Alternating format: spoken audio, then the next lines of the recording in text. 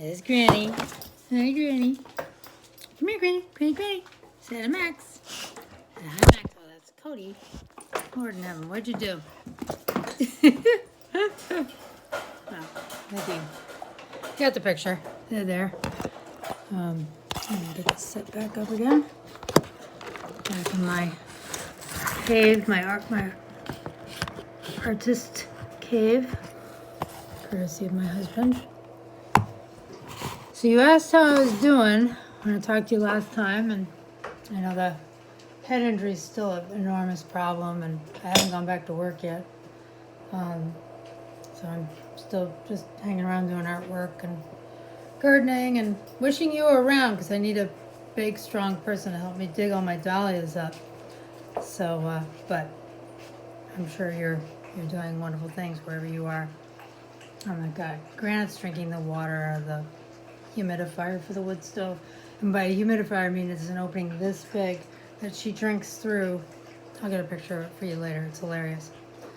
Anyway, it was too long to text, so I just figured I'd send you a quick video burst. Yeah, things haven't been that great. And kind of in a weird way. Like, I mean, you and I've talked a lot about the brain, and obviously you lived through my class. But sometimes it's worse when you know why stuff happens, you know? So, like, I know that I'm having nightmares and flashbacks and post-traumatic stress disorder because my brain got jangled around and because different parts of my brain hit on parts of my skull, and between that and the MS. But it's just weird that I'm reliving stuff that I haven't thought about in years and years. Stuff I thought I'd put behind me a long time ago. And, you know, and it's one of these things, I know I've told you about it like in passing, but, you know, I was raped when I was, geez, I think I was 9 or 10, maybe 11, I don't know. But in some defense of the guy, I'm sure he didn't know I was that young because I pretty much looked, well, now I look old, but I pretty much stopped growing at 9, unlike you, who continue to grow and seem to not know just how to stop growing. Anyway, it was one of those weird things where I was hanging out with older friends, because I did that a lot because I didn't really get along with people my age. And there was some, I don't know, I think there was a drug deal going on.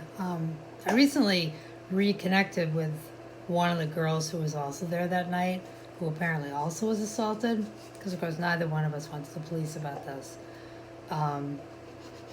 You know, because it was the 70s and that's what you did. You didn't complain, I guess. I don't know. I really don't know. Looking back on it, I have no idea why I didn't do anything other than I think I was embarrassed because, you know, here I was, this strong, sporty girl, you know, rode big horses and, you know, kicked butt when need be. And it kind of blew my mind how easily I was. What are you doing over there, Cody? How easily I was laid low, put it mildly. But anyway, like I haven't really thought about any of that stuff for years and years, and man, I'm having flashbacks. Like I feel like a Vietnam vet, like screaming nightmare kind of flashbacks. And you know, back, I don't think you ever met Dr. Hart. I think he had already left by the time you came, but he and I used to do a unit where he would teach that book Speak, which is about date rape, and I would come in and talk to the kids about my experience as being a kid who'd been raped, and you know, and essentially what it had done to me as a human being and how it affected some of the choices I made.